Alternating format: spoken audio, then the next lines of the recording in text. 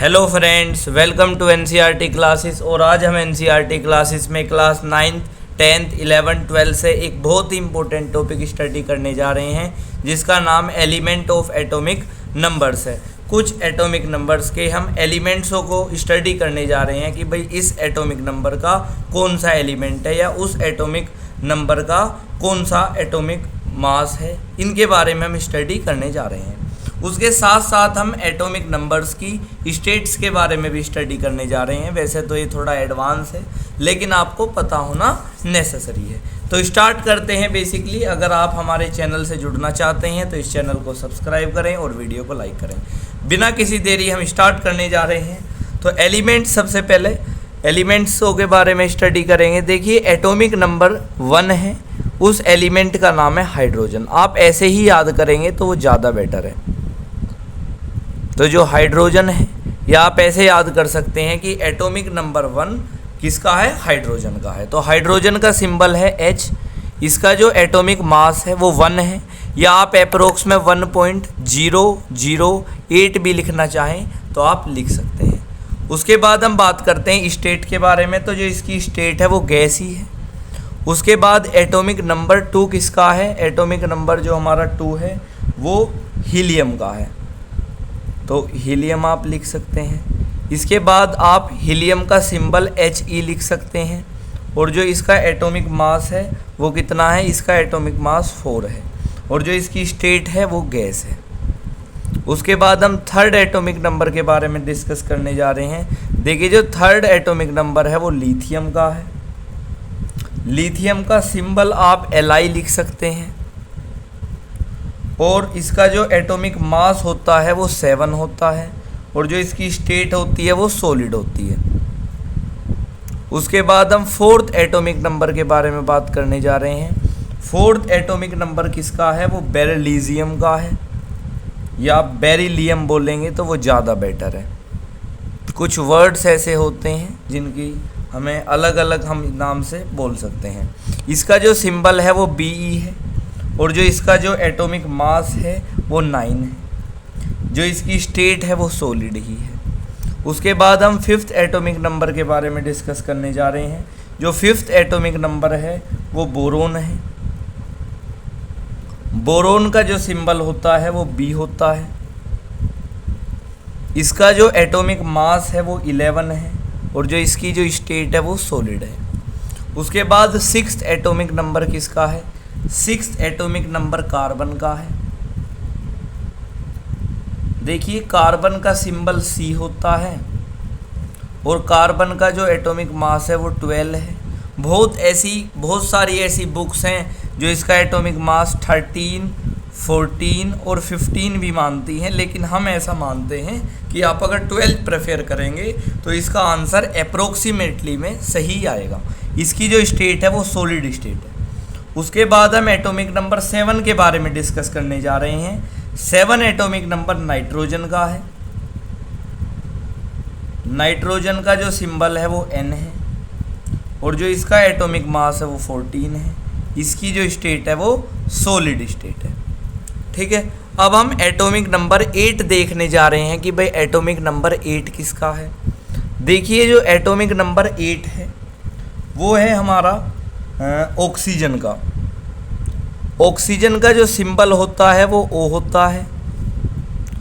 जो atomic number है oxygen का, एटॉमिक मास, मिस्टेक से, एटॉमिक मास जो है वो 16 है। और जो इसकी स्टेट होती है वो गैस स्टेट से ये बिलोंग करता है। उसके बाद हम 9th एटॉमिक मास के बारे में डिस्कस करने जा रहे हैं, जो फ्लोरीन का है। फ्लोरीन का जो सिंबल है वो F होता है। और जो इसका एटॉमिक मास हम बोलते हैं वो 19 होता है। और जो इसकी स्टेट है वो गैसी स्टेट से ये भी बिलोंग करता है। उसके बाद जो 10 एटॉमिक नंबर जिसका है वो नियोन है। नियोन का सिंबल Ne होता है। एटॉमिक मास नियोन का 20 होता है। और ये गैस स्टेट से बिलोंग करता है। उसके बाद 11th एटॉमिक मास किसका है? 11th एटॉमिक मास है या एटॉमिक नंबर है वो किसका है? Basically sodium. तो जो सोडियम है इसका सिंबल Na होता है और जो इसका एटॉमिक मास है वो 23 होता है और ये सॉलिड स्टेट से बिलोंग करता है। उसके बाद हम 12th एटॉमिक मास के बारे में डिस्कस करने जा रहे हैं। देखिए जो 12th एटॉमिक नंबर जिसका होता है उसका नाम है मैग्नीशियम। मैग्नीशियम का सिंबल Mg होता है और जो इसका एटॉमिक मास है वो 24 होता है और ये सॉलिड स्टेट से बिलोंग करता है। उसके बाद हम 13 एटॉमिक नंबर के बारे में डिस्कस करने जा रहे हैं। तो जो 13 एटॉमिक नंबर जिसका होता है वो शख्स है एल्युमिनियम। एल्युमिनियम का सिंबल Al होता है और जो इसका एटॉमिक मास है वो 27 है और ये भी सॉलिड स्टेट से बिलोंग करता है। उसके बाद हम 14 एटॉमिक नंबर के बारे में देखने जा रहे हैं। देखिए जो 14 एटॉमिक नंबर है वो सिलिकॉन का होता है। सिलिकॉन को आप Si से रिप्रेजेंट कर सकते हैं या Si इसका सिंबल है। इसका एटॉमिक मास 28 होता है और ये सॉलिड स्टेट से बिलोंग करता है। इसके बाद हम 15 एटॉमिक नंबर को देखने जा रहे हैं।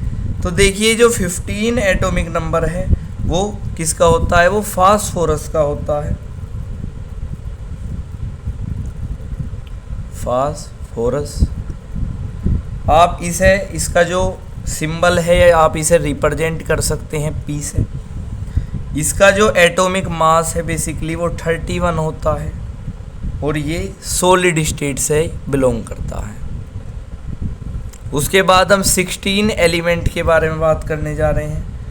तो जो 16 एलिमेंट है वो बेसिकली क्या होता है, सल्फ़र है।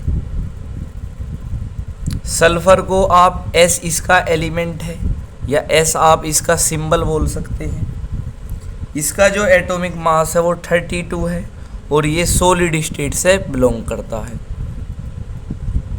उसके बाद जो एटॉमिक नंबर 17 है वो क्लोरीन है। बेसिकली बहुत सारे बच्चे ऐसे हैं जो क्लोरीन की स्पेलिंग CLORINE लिखेंगे, लेकिन जो सही मायने में इसकी स्पेलिंग है वो CHLORINE है। उसके बाद हम इसका सिंबल देखेंगे तो Cl है, सभी जानते हैं।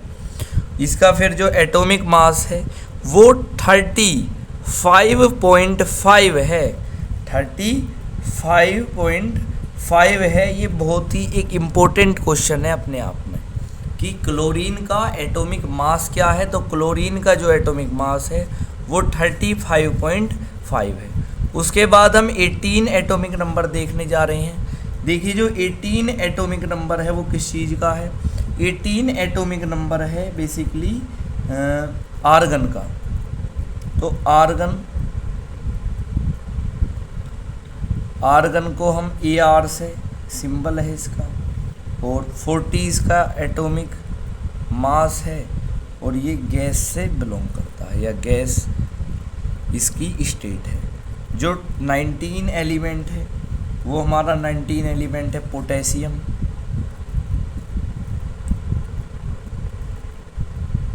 पोटेशियम का जो सिंबल है वो K है। इसका जो एटॉमिक मास है वो 39.1 है। इसकी जो स्टेट है वो गैस है। उसके बाद the most important element 20 atomic number calcium का है, जिसका सिंबल C है, Ce है, और जिसका एटॉमिक मास 40 है, जो गैस स्टेट से बिलोंग करता है। इसके बाद हम पढ़ने जा रहे हैं basically 21 element. 21 element the most important element जो है स्कैंडियम। आपके लिए अगर आप पढ़ना चाहें तो आप 20 तक एलिमेंट पढ़ लीजिए, वो भी आपके लिए सीमित है या वो भी आपके लिए बहुत मतलब ऐसा है कि आप कोई भी पेपर सोल्व कर सकते हैं 9 से लेकर 12 तक का। लेकिन थोड़ा एडवांस पढ़ने में एक अलग ही मज़ा है, आप ऐसे बोल सकते हैं। अगर हम थोड़ा सा एडवांस पढ़ते हैं ना तो वो अलग ही जी लगता है हमारा। तो 21 एलिमेंट स्कैंडियम का है, आप स्कैंडियम लिख सकते हैं। स्कैंडियम को हम Sc से रिप्रेजेंट करते हैं, Sc से रिप्रेजेंट करते हैं। जो इसका एटॉमिक मास है वो 45 है और जो इसकी स्टेट है वो सॉलिड है। उसके बाद हम 22 एलिमेंट के बारे में डिस्कस करने जा रहे हैं जो टिटेनियम है। आप वैसे इतना ज़रूरी नहीं है 20 तक एलिमेंट अगर आपने याद करे हैं तो इसका मतलब आप एक इंटेलिजेंट हो और आपका काम उससे ही चल सकता है। उसके बाद जो इसका एटॉमिक मास है वो शायद 47.8 या 47.9 हमने पढ़ा था, तो आप लिख सकते हैं और ये सॉलिड स्टेट है। उसके बाद 23 एलिमेंट का नाम होता है वेनाडियम। देखिए वेनाडियम है, वेनाडियम का जो सिंबल होता है वो वेनाडियम का जो सिंबल होता है वो क्या होता है V, और इसका एटॉमिक मास 50 होता है। बहुत सारी बुक्स 50.9 भी बोलती हैं और ये इसकी जो स्टेट है वो सॉलिड है। उसके बाद हमारा जो 24 है, 24 एलिमेंट का नाम बेसिकली क्या है? 24 एलिमेंट का नाम है क्रोमियम। बहुत ही एक अच्छा एलिमेंट क्रोमियम है। क्रोमियम के सिंबल हम Cr बोल सकते हैं। इसका एटॉमिक नंबर 52 यानी कि 52 और ये सॉलिड स्टेट से बिलोंग करता है। इसके बाद 25 एलिमेंट है जो अपने आप में एक बहुत ही अच्छा एलिमेंट है। 25 एलिमेंट का नाम क्या है? 25 एलिमेंट का नाम है मैग्नीज। इसका सिंबल Mg और इसका एटॉमिक मास 54.9 और ये सॉलिड स्टेट से बिलोंग करता है। उसके बाद 26, 27, 28, 29, 30। 26 एलिमेंट किसका है? बेसिकली आयरन का है। इसे आप Fe इसका सिंबल है और इसका जो एटॉमिक नंबर है वो 55.9 और ये सॉलिड स्टेट से बिलोंग करता है। उसके बाद 27 किसका है जी? 27 शायद कोबाल का ही है। कोबाल सिंबल Co है और इसका एटॉमिक नंबर 58.8 शायद है और सॉलिड स्टेट से बिलोंग करता है। 29 this is a most important element. 28 है ना, अभी तो 28 है निकल, 29 है इम्पोर्टेंट निकल। Ni से इसका सिंबल है। 58.7 इसका एटॉमिक 58 इसका एटॉमिक मास है। ये सॉलिड स्टेट से बिलोंग करता। 29 एक बहुत ही इम्पोर्टेंट एलिमेंट है जो आपको याद रखना है। This is a copper. Copper को आप Cu से रिप्रेजेंट कर सकते हैं और इसका जो एटॉमिक मास है वो 68.5 है और सॉलिड स्टेट है। 30 एलिमेंट किसका है जी? 30 एलिमेंट जिंक है जो अपने आप में एक बहुत ही इम्पोर्टेंट एलिमेंट है Gn और जिसका 65.5 एटॉमिक मास है और ये सॉलिड स्टेट से बिलोंग करता है। तो हमने आपको 30 तक एलिमेंटों के बारे में एक समझाने की कोशिश करी है, एक ओवरव्यू देने की कोशिश करी है। चाहे तो आप इसका स्क्रीनशॉट ले सकते हैं, चाहें तो आप इन्हें लर्न कर सकते हैं, चाहें आप इन्हें एक पेपर पर लिखकर अपने जहाँ भी आप पढ़ते हैं वहाँ चिपका सकते हैं और 2-3 दिन में शायद आप एक झलक भी मारेंगे दिन में तो आराम से आपके याद हो जाएंगे।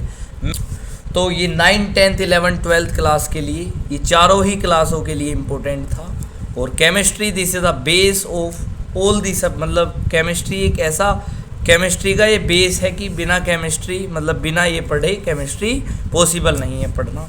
तो वीडियो पसंद आई है तो वीडियो को लाइक करें, चैनल को सब्सक्राइब करें।